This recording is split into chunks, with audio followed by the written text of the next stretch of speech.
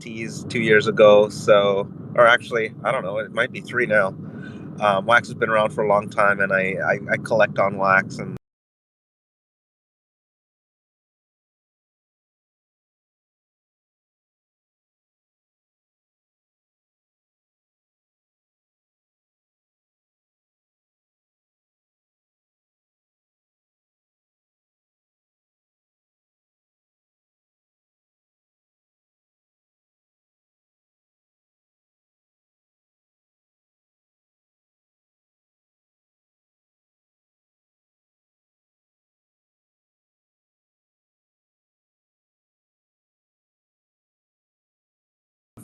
researching Ethereum and EOS.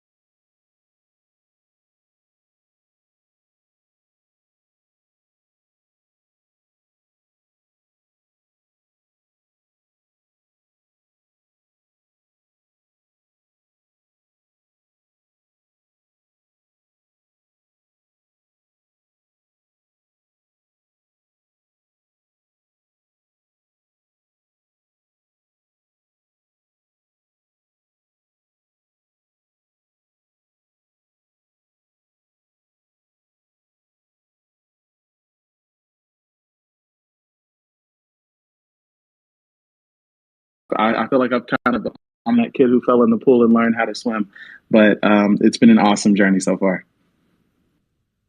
I love that you found the analytics before you started investing. I think that's a really unique way to enter the environment in the ecosystem because you don't hear that a lot.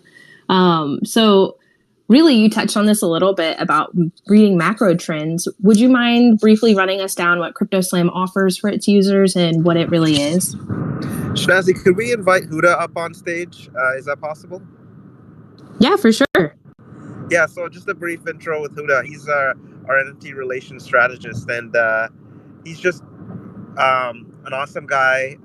And we kind of he was one of the first people to join CryptoSlam. So that love to have him say and introduce himself.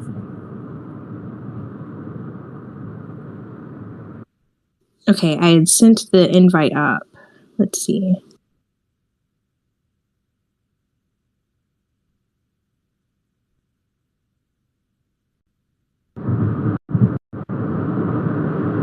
Yeah, we could. He'll probably accept in a bit. I don't know if he was expecting to come up. So. Being put on the spot. I love it. Yeah, Huda, if you're listening, jump on up and introduce yourself when you can. Yeah, and while we're waiting, we'll just go over really about the advantages of regularly seeing analytics and really datas across multiple blockchains. What do you think the biggest benefit is to be able to see it all in one place?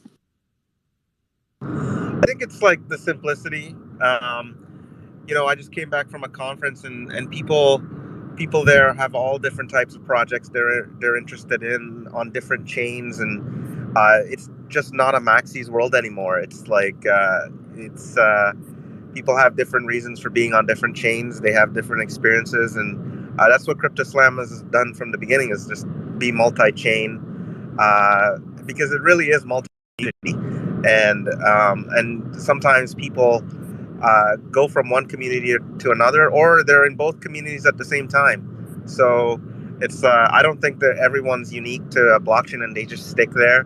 I think it's like, I'm a fan of Wax, but I also collect Ethereum NFTs and I also collect Solana NFTs. I love collecting on Wax just because of a certain reason, and same for other reasons too. Like I like using Ethereum and the others as well too. So I think from the beginning we just wanted to track it all across the board. And I remember just having all these conversations with people, like thinking that we're biased and, hey, why are you not doing this chain or that chain? It really wasn't a bias. It was just, a technical challenge to crawl these blockchains and make sure we're accurate as possible. And I think like we're probably one of the only sites that rank multiple blockchains. So that's kind of like our call to fame there, a claim to fame, and we hope to do it as good as we can. So absolutely, it really shows how much effort is put into it.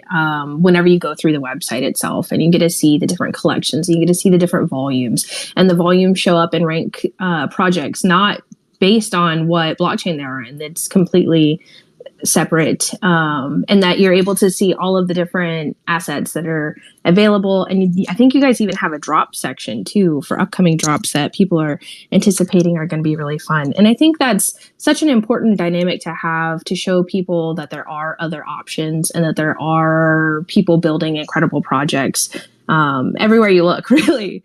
So how can someone actually assess macro trends when they're looking at your analytics? So I guess the main thing that you do is just to look at what's out there, just to be aware. So sometimes we can be in our own echo chambers, and it's just good to know like where the communities are, like where the volume is. So if you look at our homepage, first off, it's ranked by sales volume.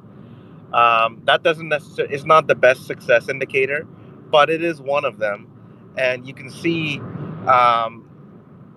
Projects that you've never even seen or heard before. You can dig in deeper, and if it's not interesting to you, then you can totally ignore it. But it's still there. There's one going on, and something that we've done too is to try and limit the activity, the wash trading activity from our stats. So that's something we work really hard on, so that our numbers kind of reflect where the activity is happening in the ecosystem. And so from a first level, that's what you can see from cryptoslam.io. It's just where the volumes are, what's been popular. And the other thing too is, like, people say NFTs are dead or we're in a bear market. We have something called the NFT Global Sales Index. So that can tell you, like, from a macro standpoint, no matter what blockchain, what the volumes are across the industry. So we have a NFT Global Index that you can look at that shows unique holders over time and also sales volumes over time. And that includes all the chains, which I think is like 18 now, 17 or 18 chains together in that figure. So that's one way you could tell to gauge the overall health of the NFT industry. The last time I looked at that NFT Global Index, I saw a trend where sales volumes were coming down in USD, but the unique holders were holding steady. So what that says was that, we may be in a bear market, but that's only a bear market because Ethereum USD value has gone down, or Wax USD value has gone down. But in terms of transactions and activity and overall vibrancy of the ecosystems, like, the unique holders tell me that they're staying steady. People aren't exiting. So that's one way that you can use to analyze, two ways so far. So to look at the collection level and then at the overall macro level. And then thirdly is like you can go into each one of the projects themselves and look at rarity. We have a rarity tool as well. We have tools that filter on sales volumes and charts of the collections themselves. There's just a ton of data once you start digging in. So yeah, those are the three ways that you can get involved with CryptoSlam. And also the fourth one is individual sales. So sometimes these NFTs that you've never heard of, sometimes they go for hundreds of thousands of dollars. Yeah, and you can see that in one of our dashboards. And I could keep going. Like there's also blockchain rankings, like which blockchains have more sales volume as well. We like I said, sales volume is not only just the only metric, but you could look at transactions and unique buyers and sellers too. So those are several things that you can look at on cryptoslam.io to gauge industry and other type of NFT health. I think it's incredibly valuable to be able to see how many buyers and what the actual volume of, I guess, USD equivalent transaction is next to each other, because it gives you a better perspective of like, okay, everybody knows what CryptoPunks are, but there's only probably about 15 buyers of the CryptoPunks collection in a day, as to where, like, if you look further down your analytics sheet, you can see Solaire has over 6,000 buyers today and is the fourth amongst like rankings of USD value, which I think is really interesting to see laid out on a sheet like this. And I like that it is cross-chain because it does allow you to notice other things that are coming up, like the NBA Top Shot is up there. And there's a lot. And it's just really interesting to see it all put together like this. So how would you recommend, and I also noticed Wax is not on blockchain rankings right now, which is really cool to see be in the top 10. So how would you recommend somebody who is an indie creator who's really trying to watch trends? What would you suggest for them to use for aggregating or your website aggregation for them to really see how they can cater to their project more? So like, for example, is there anything that you see in the rarity tools that you think would be something that indie project creators could really grasp onto and see what trends are? Or what are some ways that you think that the smaller scale creators could benefit from using these types of analytics?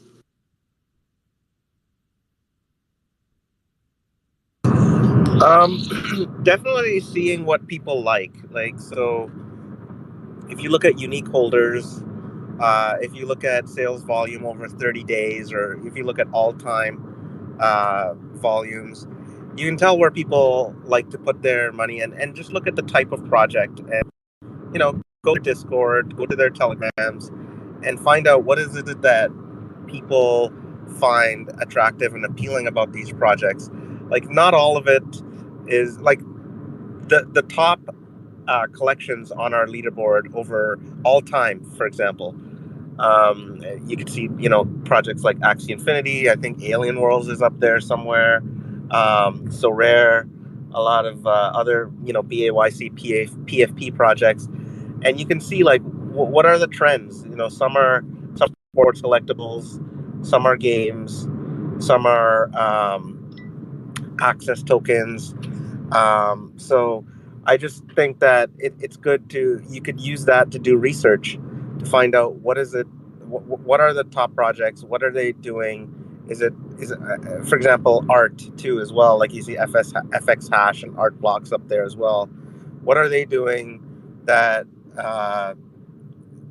is next level that I can imitate, or I could try and improve upon and bring that to Wax, or bring that to wherever you'd like to go to, because the standards are pretty high now in these projects. Like, there's a lot of people competing on high levels for the community's eyeballs and for the community's dollars, and it's just good to do some research using our website like that. So that's one suggestion. I absolutely agree. I think it's really important to be able to have different tools to use to research what things will work, what things won't work, and how people are utilizing NFTs in their own projects. And I think being able to see something like a rarity tool gives you a lot of information whenever it comes to attributes. And of course, I know that mutability inside of the attributes will be really big too whenever it comes to NFT rarity. And I'm excited to see this new wave really start hitting the markets across a lot of chains as they are starting to get mutable attributes as well. So I think that's going to be really fun to take notice to. And with that being said, what is the Crypto Slam community like, and what kind of resources are you guys using to reach new potential users? So the Crypto Slam community is not very active in our Discord, and I know why, because they are like the lurkers. They're like investors. They're traders. They're people who consume our data. So we have a lot of people that try and scrape data from our website. We also have an enterprise API, and we also have a public API. And between all of that stuff, people just use us to trade. They use us to find that edge. They use us to find the and like people don't like sharing those kind of insights with others. So that's it's if you go into our Discord, you'll see like we're not very active in there because people are using our data to get an edge, and it's like that. But we do realize that people reach out to us in DMs, people reach out to us on Twitter, people reach out to us, and it's like they use the website as a dashboard for industry health. Same like at NFT NYC where Justin went. They had the opening speech, and one of the first slides that was put up on screen was a Crypto Slam front page, and that's the kind of people. It's like people who are almost casual as well. So maybe not a trader, but also somebody who's like a news reporter, or somebody who's just looking from a high level, from a macro perspective, to kind of gauge what's going on, like industry health. It's almost like a pulse check of what's going on in the industry. So yeah, that's kind of like what our community is like. Yeah, and I'm just gonna add like, so as we've analyzed our community and the members of it, it looks like Johan's exactly right. The members of our community are the VCs, the DGens, and the builders. And so when you're looking to build a community such like we are, looking to, of course, continue to grow and scale and build that community. It's important for us to really look at understanding the interest and motivations of the community. Like, why are they here? What are they using us for? What are they looking to do? What are their short-term goals? Like, what brought them here in the first place? And what are they leaning on us for so that we can build and create value surrounding their interests and their motivations? And so because, we have the VCs and the DGens and the builders, we've been looking at ways to create more content that's centered around those investors and collectors and those builders, which is why we've took a hard look at our API. And we're releasing we're basically just building that API tool to make it more powerful so it can assist those builders, especially right now, when they need it most. And so we're working really, really hard on the API tools. We also released a podcast as well. We're connecting with the builders and having those conversations so we can share that information and really just become a hub of value centered around the interests of the community. So that's kind of been the approach we've taken as of late. And we're really excited about it. Just to add on that, Huda, Justin, and I, we host the podcast, and we're just on our second episode, just dropped today, actually. And we're in this data every day. Like Huda, Justin, and I, we just talk NFTs all the time. What's happening? What are the trends? Because we can see it from a broader perspective, and that's what our podcast sort of covers. Part of it, anyway. So we have news, trends, and interviews. So if you guys, shameless plug here for our podcast, but like go to our Twitter account and you'll see the podcast. So yeah, part of being, bringing that data to you on iTunes and Spotify and kind of giving you that comment through all the weeds of what's going on and all the noise in the industry. So give us a follow. Please do. And our upcoming drop section has also been growing in popularity. So that's something we're looking to cultivate more as well. So if you have a project, if you're a project owner, or there's a project that's coming that you're just really excited about, you know, we track we track as much data as we can. But just in case, reach out to us. Definitely put it on our radar. Let us know, and we'll do our best to make sure it gets highlighted or featured. What we love to see, because we just looking to build and continue to grow and connect. So that upcoming drops tab is huge for us too. I love that you guys are starting the podcast and you're already on your second episode. Podcasts are such a valuable resource to use to give information out. I know that we have Nifty BC has a really popular podcast, Wax Community.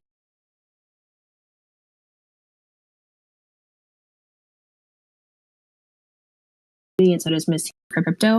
And it's been such an amazing way to onboard new users, not only into like the wax space, but just into the crypto and NFT space in general. And I think because you guys are in the unique position where you're an aggregator type of website or like sales analytics space, you really have not the responsibility, but the opportunity to really onboard so many new users. And I think YouTube videos and podcasts are such a great asset to bring on people who aren't familiar with blockchain technology. And I love that type of initiative. Really, are you thinking about doing any kind of innovative collection with your podcast or YouTube video, like making it an NFT collection by chance? No plans for that so far, but Shnazi, you should come on to our podcast. I think we're going to have a community manager panel, and would love to have you on. We'll think about that NFT idea though. That was a good one. So we'll put our brains together. Well, I think it would be really interesting because you're talking about trends and talking about like basically historical markings inside of what's happening and how it's happening live.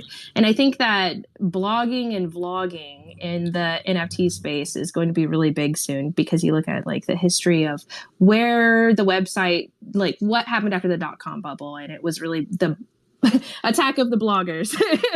But it was fantastic. And it's interesting because I mean there's not a lot of those blogs left that are readable, and you can't really tell the tone of what they were experiencing when they were blogging. Whenever you can't read them anymore, all you can do is remember or use a website that can track back what old URLs for websites. But I think it would be just really interesting to have something on the blockchain that has a more permanent place to live, that can pick up on the trends and have somebody's actual opinion about what was happening live in the moment. So it's exciting to see something like this come along. And I think CryptoSlam's in a unique position to be able to put that type of content across multiple blockchains. So it's the idea that I was coming up with while you all were talking about your podcast. Yeah, and on that basis too, it's like we do really want to give a voice to all the blockchains out there and be as neutral as we can. So, open invite to all the quality projects on Wax. Hit us up, hit up myself, Justin, Huda, if you want to book an interview with us. We definitely love talking to the more innovative and projects that are out there. So yeah, hit us up. I also wanted to talk about TikTok, because I know that Justin and I were talking about TikTok whenever we met in New York.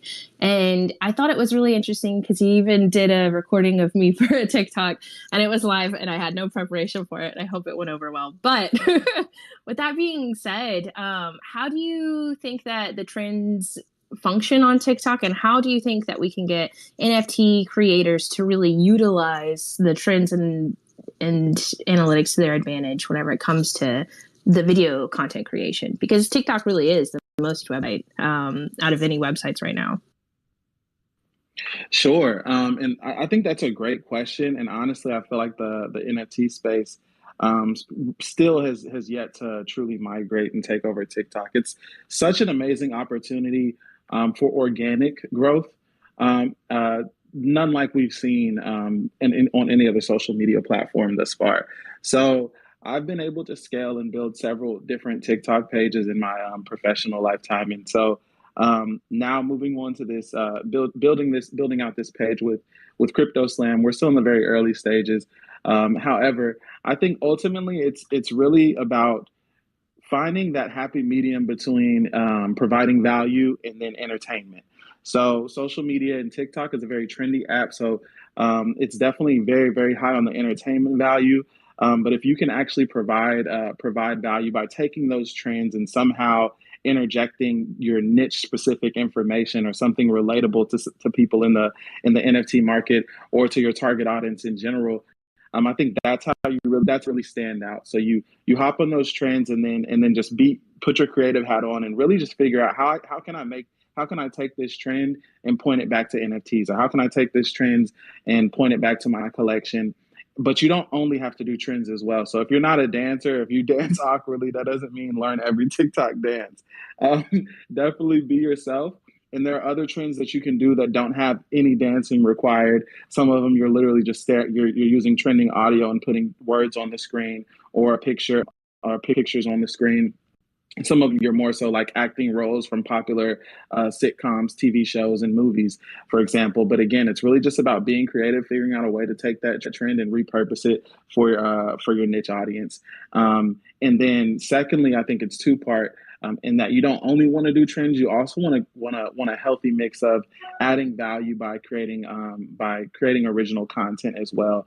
And whether that's talking or just again, it really goes back to understanding the interests and the motivations of your community or the community you're looking to build, and then just centering your content around how can I provide value, but also make sure it's not boring. Make sure it's entertaining and providing value, because ultimately that's what's going to get people to interact with your content. That's what's going to get people to engage and watch more and then follow you. But then one of the most important buttons is sharing that content with other people as well. So that's what I would say. It's about understanding the interests and motivations of the community you're looking to build, and then figuring out a way to inject value and make it entertaining.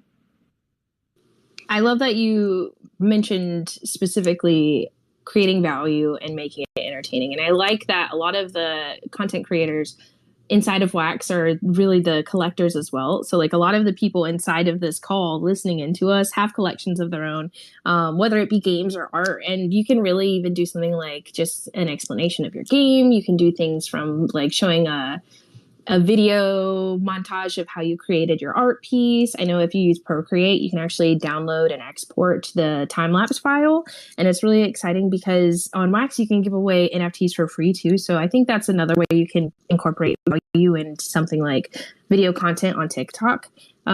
Just because you can reward your engaged users a little bit different, and you can make people who have watched your video content feel rewarded for watching your video content too. I know that there's NFT Andy is a content creator who's taken this kind of approach to Twitch itself. And so he has a way that you can watch his Twitch stream, and he gives away NFTs, and then he also has like a thing, a tap crypto that you can earn from watching his content too. So I think there's going to be a lot of video content coming out. And what's cool about if you make videos for TikTok, you can also use those same content videos everywhere else. So like Instagram has the Reels, Facebook has Reels. TikTok used to have, or not TikTok, Twitter used to have Reels, and I miss whenever they did because I thought that was a really fun niche time in the NFT space, but it doesn't have them anymore. However, the Twitter algorithm does reward video content over all other content, just because it makes people stay on the website and makes people sit and consume feed. So it's interesting the way that the algorithm works, but it does actually reward video content. So that's why if you ever comment on a post, if you put something like a picture up or a GIF up, people are able to see your post quicker because the algorithm pushes it in the feed, which is really interesting. So that's something to keep in mind too. So things like hashtag strategies. What would you recommend for people to use for hashtag strategies? Because I know that hashtags are used across all kinds of social and entertainment platforms.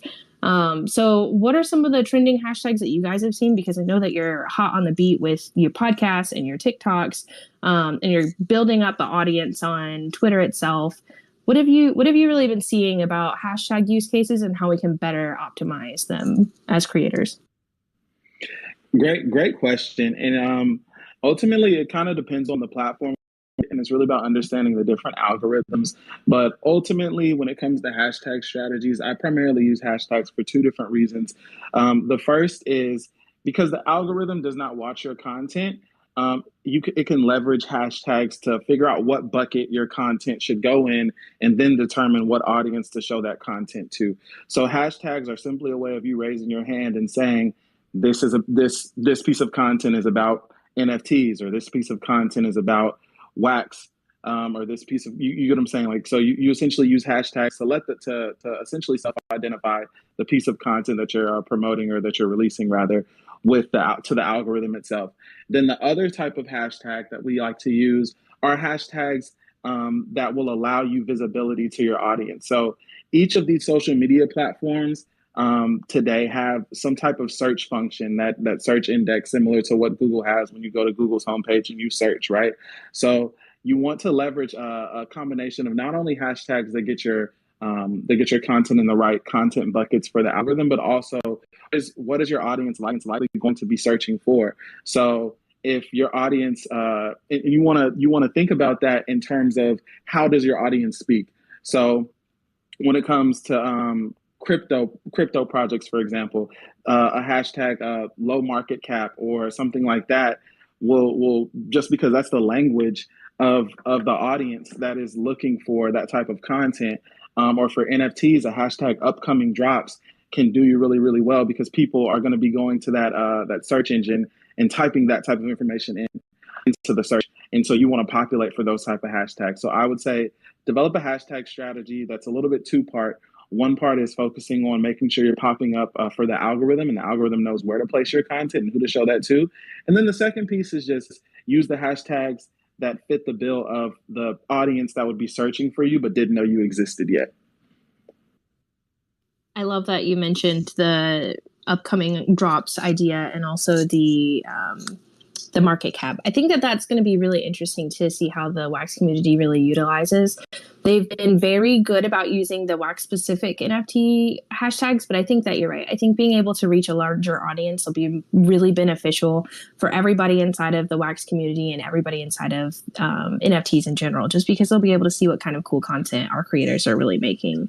100%. Like if you're dropping a project that's a free mint, you should be putting hashtag free mint, because someone who is looking for a free mint project is going to go to Twitter. When I look for free mint projects, I go to the Twitter search engine and I type free mint, and the projects that pop to the top likely have free mint in their post. So yeah, doing stuff like that, getting creative, thinking in terms of what is my audience searching for, what verbiage is my audience searching for, will do you really, really well. And just do a little bit of research. Twitter has analytics tools. You can also leverage Google Trends.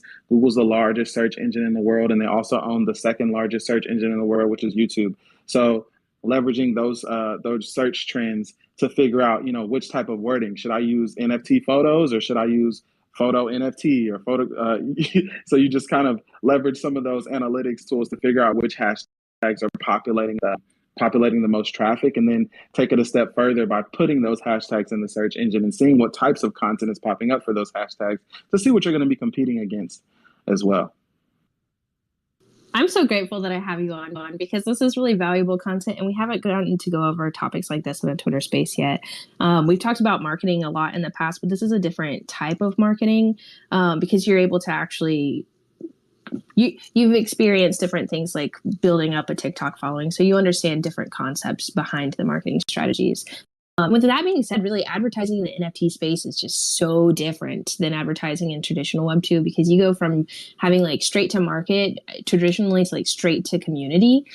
So what are some of the general do's and don'ts that you've seen in the space when it comes to ads and promotion? I guess I could speak on that one. You definitely want to have a good call to action, and because the industry is full of collections looking for uh, awareness. I really do think that, for example, and I don't want to plug us too much, but that's why most of the people, our advertisers, come to us, because it's just an awareness thing. So like our leaderboard on our homepage is one of our most sold ad inventory items, and it's just like, I think people are looking to stand out from the crowd. And old school advertising works as well. I know people like to drop links in Telegram and spam links and things like that, but using traditional display marketing and is quite effective actually. So it's the budget is, if you need to really allocate a marketing budget for certain things like that. So how would you recommend indie creators really utilizing advertisement campaigns on a tighter budget? I definitely think like writing a good article, hopping on to interviews, media, any media within your community, dropping links into Discord and Twitter. But when you drop the link, really think about the quality of the content that a person is going to click to and forward to, because that's when you do advertise, you want to put your best foot forward, even if it's just a link. And people will take the time and read your article. People will take the time and consume your content, but you don't want to have the reputation of throwing out any subpar quality content. So you want to really work on your content, work on your articles, work on um, your your content and your details, so that it's to such a point where when people do click on there, they have a good sort of impression of you at the first time, a first impression. So yeah, that's what I would suggest.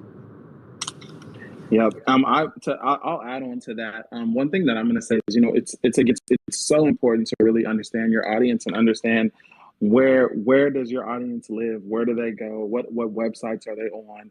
How do they digest and process information is one thing, and then you do want to show up there, but to take it a step further. So advertising on a website, you might get clicks there, but you want to make sure that you're also optimized to convert those clicks.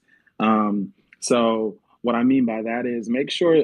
I think one of the best conversion strategies is providing valuable content. And so when I say valuable content, it essentially needs to be somewhat selfless, not necessarily asking people for things, but more so providing content that speaks to the interests and again motivations of the community. And so that way, when you're advertising, after you get those clicks, you're not just getting clicks and eyeballs, you're getting conversions. You're getting people who are actually willing to purchase your project and join your Discord community or join your community and engage and continue to stick around and because they want to see you win and they feel like they're part of the building process because they are.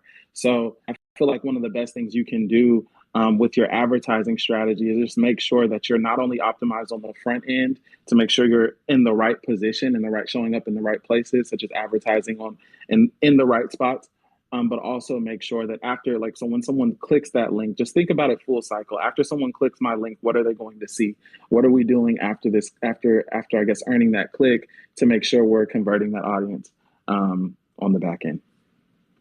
One other thing I wanted to mention was one effective strategy too is join an existing community that's strong and that you like the people in that community, and be authentic there and truly just kind of ingrain yourself and involve yourself in that community, become friends with the people, talk to them, meet them in real life, and then when it comes around time to advertise your project in your community, then it really comes from a place of authenticity instead of just, hey, look at my project now, and just you don't know those people yet, right? So get to know them first, learn what they like, and then actually it's better for your project as well too. So good strategy there. I love 100%. That. Yeah. I was just going to say, I 100% agree. And if there's anyone in the audience, too, that wants to add to these topics, again, we're talking about community building. We are a community, so feel free to raise your hand as well. I just wanted to extend that invitation just in case. Absolutely. If anybody wants to come up here and add to the conversation, please send out request to speak and I will accept it. Just because this is really where the value is being built, is having conversations like this. And as many voices as we can get talking about these topics is really going to help all of us. They say the rising tide lifts all boats. And in this moment, we are in an era of information. A lot of people think it's an industrial era because so many things are being built, but what's really happening is social information is spreading at a rapid rate, and it's being able to be consumed and saved at such an amazing pace. So definitely come tell us what you think about these topics. I see Lisa came to join us. Hello, Lisa.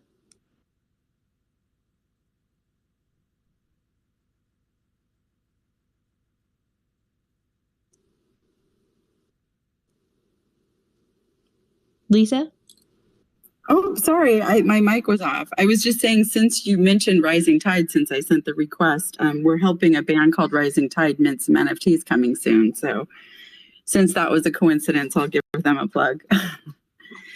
Some of you may know them as Groundation, but they have a different singer, but they're kind of famous and fun. Anyway, so thank you so much. I love everything you were saying about communities. I've been in direct marketing a long time.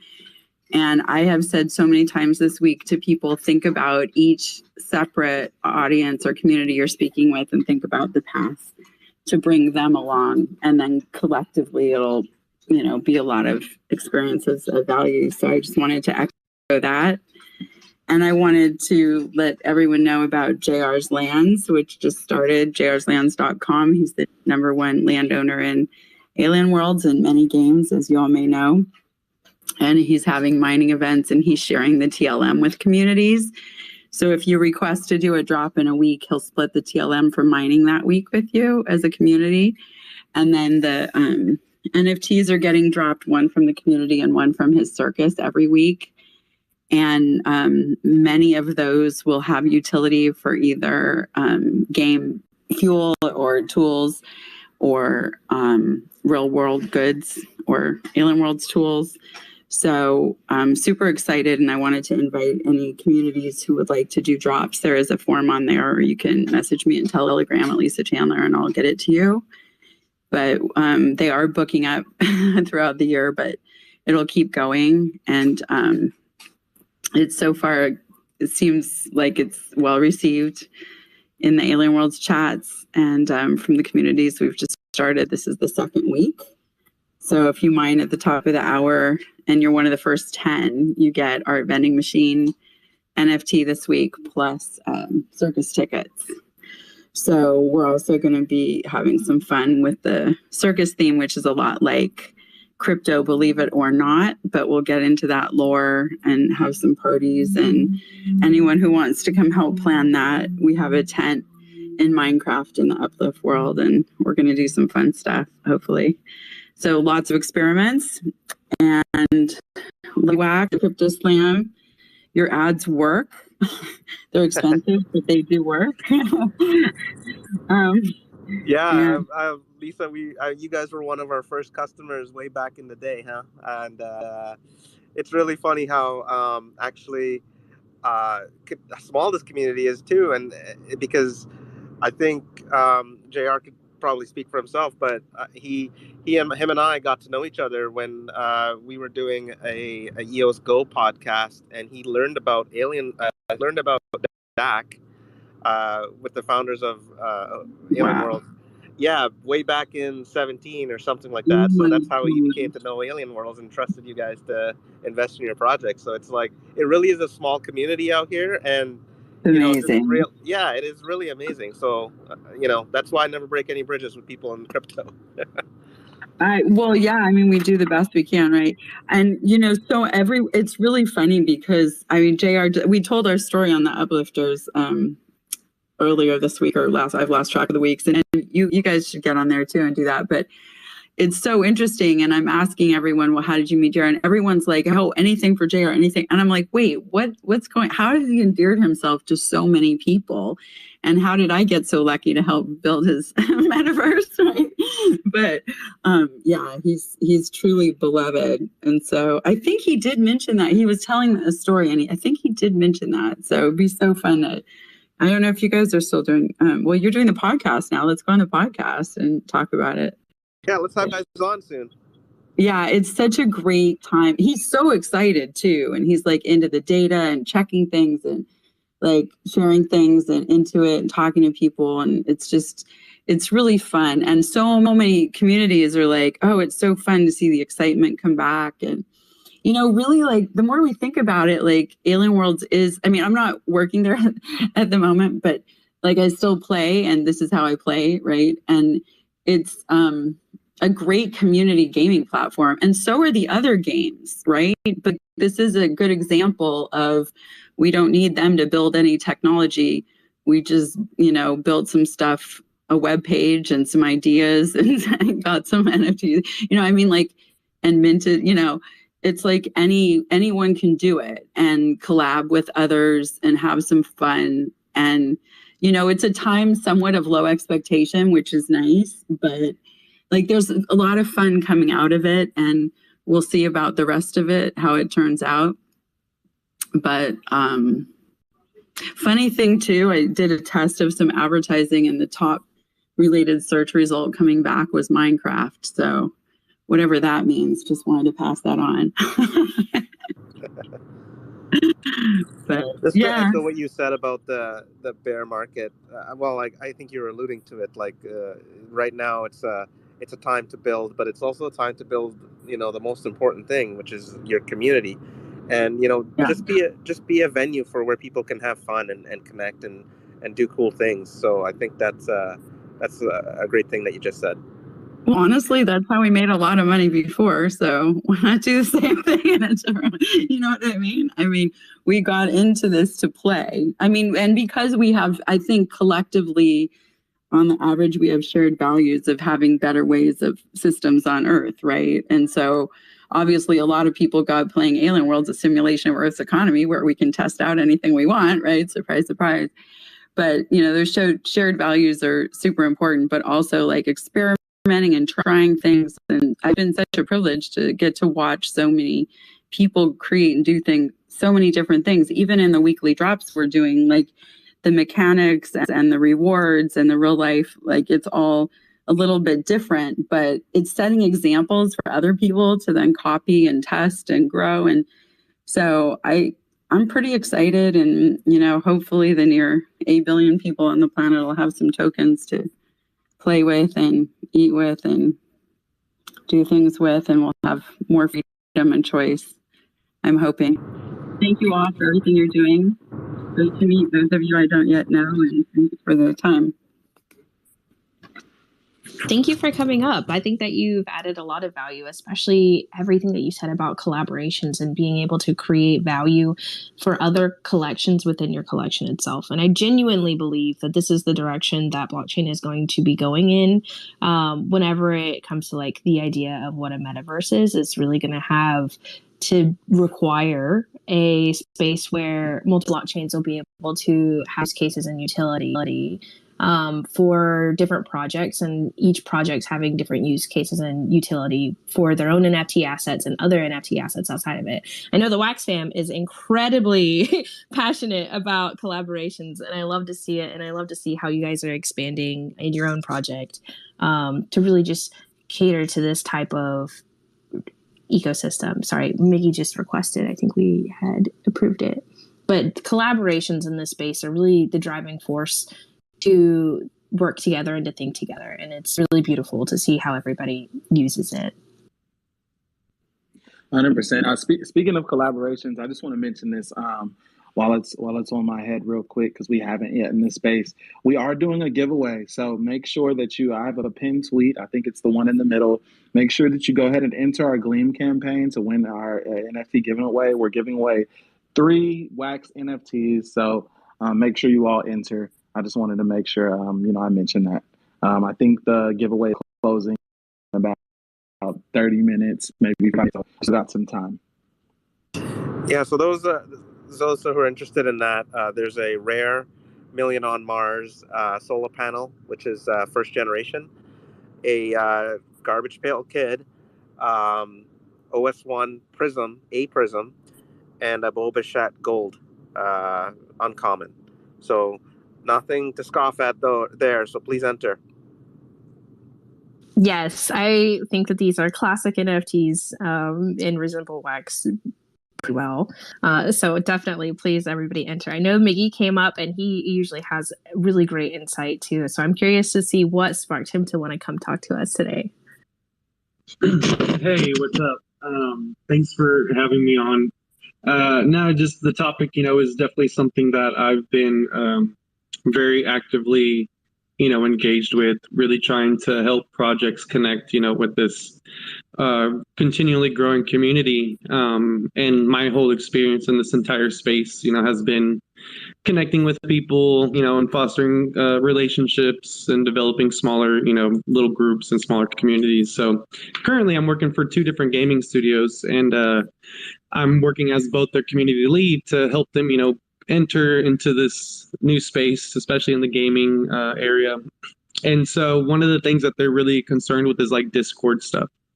I heard you talking about it a little bit earlier, but I just wanted to ask, like, get your guys' opinion on how important do you think it really is to get the Discord activated early? Or, I mean, do you feel like it's better to really kind of put that as like a secondary place for engagement and just really focusing on, like you said, the content, the stuff you're putting out on as far as videos, tweets, whatever, and just really kind of creating an audience and then just letting them direct to Discord? I'm not sure. Yeah. So how do you feel about like Discord, and how important is it to you in the beginning of a community build? Yes. I guess I could take that one. I think it's pretty important. It's probably the first place people want to go to dig deeper and ask questions, and sometimes it's even one of the most popular channels in a Discord is like the official links, just because there are so many scams out there that people want to know what's official, from the creator's point of view, and talk to another person. Like that's where the first connections are usually made. So I think it's very important that you have it out there first. Yeah, I would like to add that too, because Discord typically has really good game UI overlap and interface. So like if you're building out a community for people who are game oriented, they're definitely going to want to have a place to talk about the game or get help if it's a multiplayer. So I think that being able to have a Discord just for them, it doesn't have to be completely fleshed out, but just having like basic channels, like the link channel where all of your official links are, the information channel where you talk about what your project is, and then having like a FAQ in your information channel, and then having a channel for general discussion, and then a voice channel in case people want to hop on real quick just to be able to talk. Because a lot of people, it seems, really like to utilize the voice servers, especially in my project's Discord, the personal project, not Wax's Discord. But because if they have something quick that they want to talk about or ask questions, it's easier to talk one-on-one versus typing out what they're trying to say. So I always recommend having at least those 4 channels. That way you have somewhere to go, and as the community grows, they'll let you know what kind of things you need, and you can even have a suggestion channel.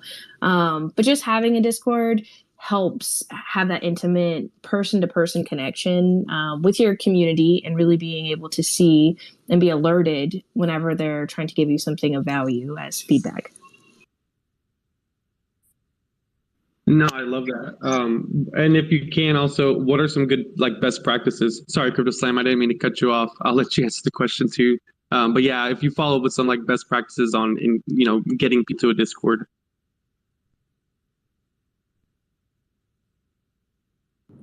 Yeah, Twitter. When you first started,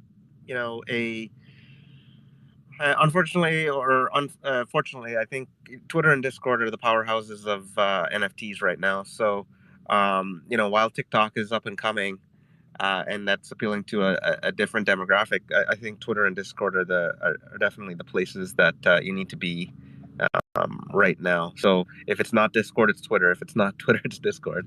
And then Telegram too as well. So like there's certain communities that you have to know where your core group is. So you want to start off with a core group of people who that will most likely support your project, and just go where they are and find a little spot for them in Discord, and that's how you boot up your project. I'd also like to add that you can bring value to your Discord members that you don't bring value to other places. So like, for example, in a game, I'm not entirely sure what type of game it's going to be, but you can reward people who are in the Discord and who are actively engaging with the project early. Through Wax, I know has the ability to use the honeycomb verification system. So like roles can be automatically assigned if it picks up that somebody owns an NFT in their wallet. And that's a really cool feature that you can utilize in the Discord. And you can also whitelist accounts easily as well. So in your Discord, you can set up claim drops and really make the people feel rewarded for being there. Whenever they interact with other people who aren't in the Discord and they're like, oh, how'd you get this special item or something along those lines? And be like, oh, well, I got it because I was in the Discord, and all of a sudden it adds more value to be in your Discord. And it really helps cater to the people who are actively trying to interact with your game and are passionate about it. And I've also seen, other games have a lot of success by doing exactly what Snazzy said, interjecting some type of unique value add to the Discord community you can't get anywhere else. But also what I see especially for games with these Discords is, quite truthfully, when you're posting on Twitter and things like that, you're competing with all the other noise from all these separate things that are going on because you're just popping up on the timeline. But your Discord community is very siloed in that, the people that are there just specifically for your community.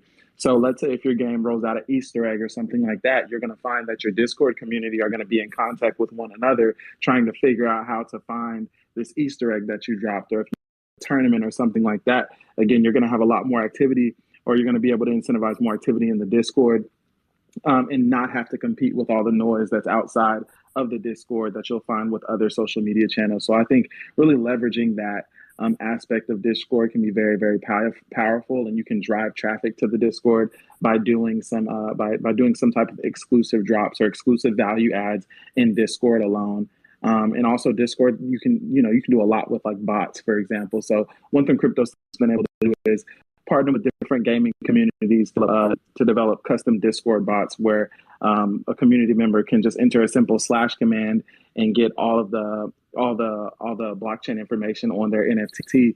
And I know with gaming NFTs, sometimes you have evolving attributes, for example. So the information on OpenSea might not be as accurate. So for example, if there was like a Pokemon game, your Pikachu might have leveled up. So you want to pull a more updated attribute, and you can do that with tools that you can create specific to your Discord. And so those types of functions you just don't really have on other social media platforms like Twitter.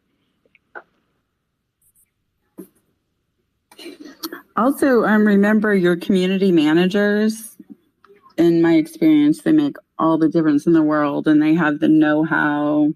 Different people have different know-how, but I started just with friends in our communities and rewarding them with whatever tokens or NFTs we were doing at that time, and evolving that to jobs over time in some cases, and back to friends. And you'll find some people will be interested in particular projects, or because certain people are there, whatever it is, and they'll just begin helping you. So some people want to get paid, but there's a time and place for everything. So, but to me, it's made like all the difference in the world. Hi guys, I just have to drop off, but thank you so much for inviting me, and it was a pleasure. Thank you for being up here. It actually is coming close to time, and so I think that we could go ahead and close the space out. Are there any last words that you all would like to add to this conversation, because it was so insightful? Sure. The only thing I'm going to add is if you have upcoming projects like Miggy Crypto. If you have upcoming projects or anything that you're working on, please definitely reach out to us. We're looking to continue and grow and build community. So reach out to Crypto Slam. We're booking out our podcast. We're doing some filtration there, so no harm at all. We're just really, really trying to connect with the builders in this space, and ultimately we're willing to help help grow. We want to see growth in this space and do that from an unbiased perspective. Now that said, we're tracking 17 blockchains right now and onboarding more. So we're doing the best job we can to manage the data. But yeah, we're looking to continue to build the community and build tools that ultimately help the builders. So that includes the podcast. Definitely check out our YouTube podcast. It's on Spotify, Apple Music as well. And tap in with us, leverage our website, and let us know how we can better serve you all. And definitely get connected with us as you're building, because we'd love to do whatever we can to help. Beautifully put. I am so excited to listen to hear more of your podcast, because I think that that's going to be a really great utility and tool for other people who are trying to hear of conversations like this. And not to be punny or anything, but I think this was a slam in time. I hope that made somebody laugh, because that was the worst joke. But thank you for everybody who was able to attend today and really join us in learning about the different tips and tricks that we can utilize to build our communities out and really strengthen the Wax fam in general and overall, because we're mostly creators here. So being able to have conversations like marketing tactics and like engagement systems and algorithms, it really helps us to be able to broaden our reach for what we've created, because a lot of the people in this space have created some really cool shit, and we want to make sure that we can highlight that because it's amazing. We really couldn't have the space without our community, and we wouldn't be able to do what we do as Wax Blockchain without people creating on it. So thank you everybody for showing up today. This has been such an insightful space, and I hope that other people are able to listen in the future, because I took a lot of notes today on this, because I think it's going to help me as the Wax Blockchain community manager in general, and I know it'll help me in my personal projects as well. So with that being said, have a happy Wax Wednesday, everybody, and good morning, good afternoon, and good night. Bye. See ya.